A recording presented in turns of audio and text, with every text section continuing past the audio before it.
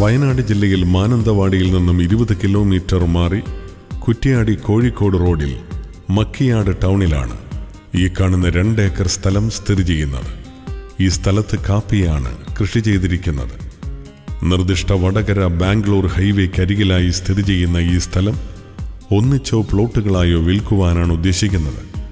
റിസോർട്ടുകൾക്കും home സ്റ്റേകൾക്കും അനുയോജ്യമായ ഈ സ്ഥലം സെന്റിന് 60,000 രൂപയ്ക്കാണ് വിൽക്കുവാൻ ഉദ്ദേശിക്കുന്നത്.